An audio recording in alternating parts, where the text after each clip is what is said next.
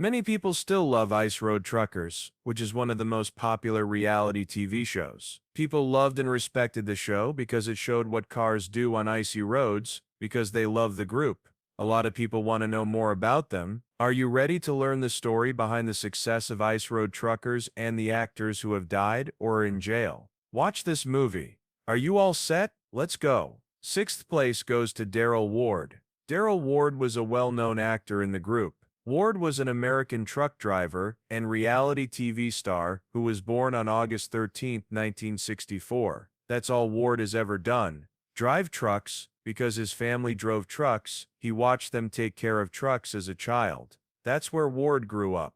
He drove harvesters for 30 years before he joined the popular TV show Ice Road Truckers. Both of his grandparents did the same job. He was cast as a regular in season 6, and fans fell in love with him. Why? People loved Ward because he was so big and crazy. Besides that, he called himself an adrenaline junkie.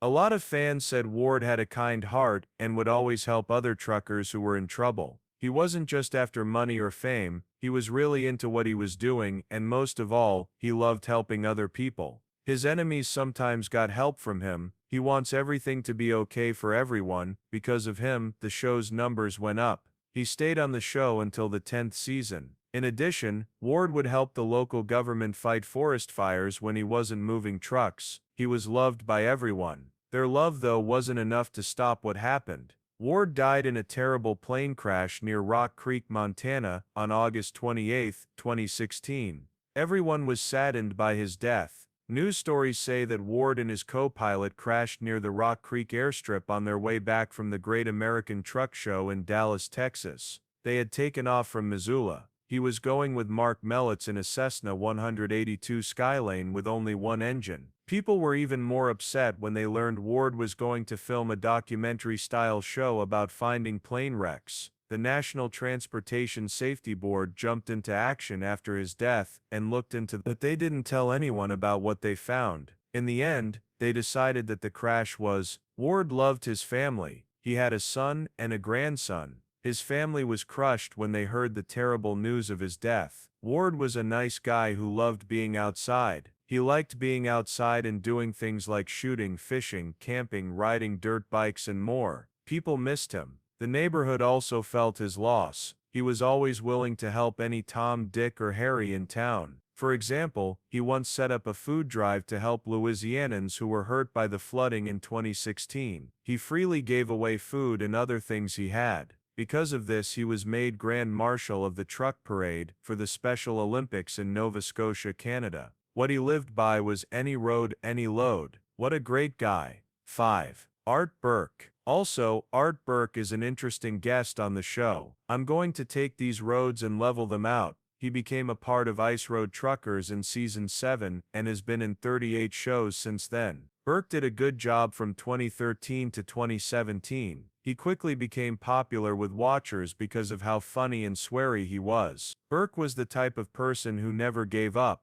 In one episode, things went badly for him when the front wheels of his truck broke through the ice. Anyone would have been scared and shook at this point. Burke wasn't scared even though he knew his life was in danger. Even though he was under a lot of stress, he kept his cool. Before he thought about himself, he made sure that the cameraman that was with him was safe. After that, everyone loved him. Over time, his daring made people love him more. Burke was a cast member on Ice Road Truckers who people were interested in after the show ended. Surprisingly, the brave truck driver got in trouble with the law. What took place? Let's find out. The Ice Road Truckers drivers have shown many times that they will never give up when things get tough. Burke felt the same way. Unfortunately, it put him and other people in danger. A report from CBC News in November 2008 said that Burke was trying to make shatter, which is a type of cannabis extract. Liquid butane, which is very flammable, is part of the recipe he was supposed to use to make the substance. Burke did the experiment anyway, even though he knew this, and it ended in a big explosion. Burke got hurt and was taken to the hospital with burns on 40% of his body. He was hurt and had to stay in the hospital for 12 days to heal. It was bad for Burke that more damage was done.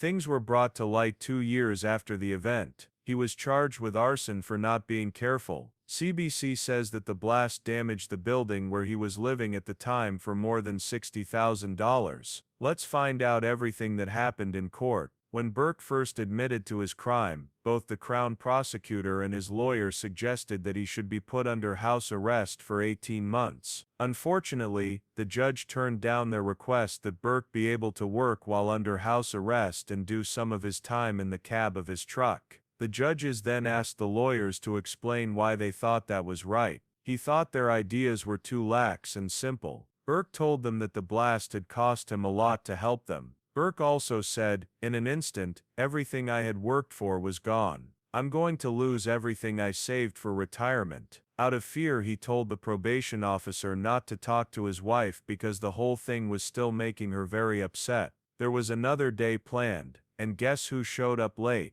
Burke. Burke was lucky that he didn't show up early because that made the judge mad. It was planned that the sentence would happen at 9 a.m. Burke was meant to show up via video from a jail in Prince Edward Island, but the clerk at the court said he hadn't shown up. Burke's lawyer called him and found out that he thought the meeting would start at 9:30 in the morning. Judge replied that it had been said at least 3 times that it would start at 9. Burke's lawyer said that her client was on his way to the PEI jail. Malloy responded, "It's not going to happen now. At 9:30, there are other things that need to be done. You have until Tuesday at 9:30 to tell me why he shouldn't come to Yellowknife to be sentenced." The judge then shut down the court. 4th place goes to Hugh Rowland. "I'm 48 years old. I've been doing it for 30 years and I'm still pretty young." Hugh Rowland stood out from the other Ice Road Truckers stars. Hugh Rowland, who is better known as Polar Bear, made his debut in the pilot and stayed a regular until the end of Season 8, Episode 12. He was the second most talked about driver on the show, after Alex Debogursky. Hugh was a strange but skilled driver. He was also well known and liked on the show. Hugh was also known for giving funny answers. When he was first asked to be filmed for the show, he replied in a wry and funny way, "You can put cameras in my cars, but please stay out of my way," he said. "Cost me any cash. No one is going to watch us skate around on the ice." Hugh Rowland was the person in question. He didn't care. He went on to write a book about his time on the show, and as a truck driver in general after he left. On thin ice breakdowns, whiteouts, and survival on the world's deadliest roads, his book was a great work of art. He told camera teams all over the world about his life on the lonely road and the not-so-lonely show. When I talked to Shelf Awareness, Hugh said, "I've done many other things, but this is what I've been doing for over 30 years.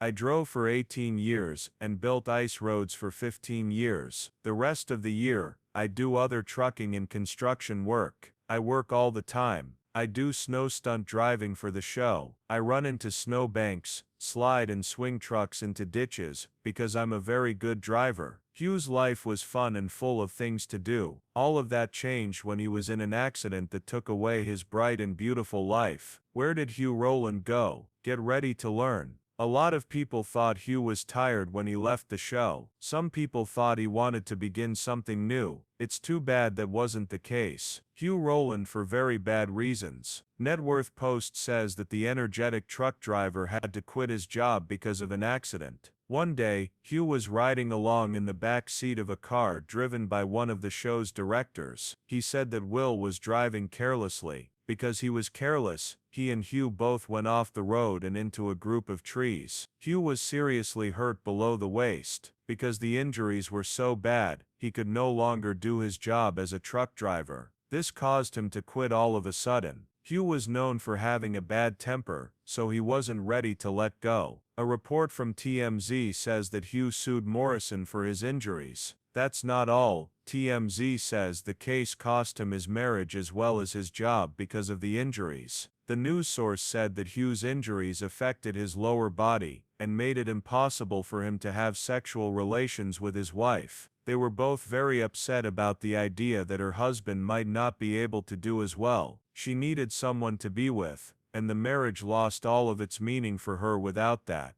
The case was brought in 2014. We haven't heard anything new since then. Hugh never went back on the show though, which showed that nothing had changed with his health. Lisa Kelly is the third person. I just did a really tough set. I believe I made £180,000. Lisa Kelly, who played another character on the show, is not dead or in jail, but she has been through her fair share of pain. Let's look into her life. Lisa Kelly is an American truck driver who was born on December 8, 1980, and has been on the History Channel reality show Ice Road Truckers. Because she was so good at what she did, she was also on the show's spin-off, IRT's Deadliest Roads. From Season 3 to Season 5, and again from Season 7 to Season 11, Ice Road Truckers followed Kelly and the other drivers as they drove from Fairbanks to Prudhoe Bay on the icy Dalton Highway. They often carried things that were too big.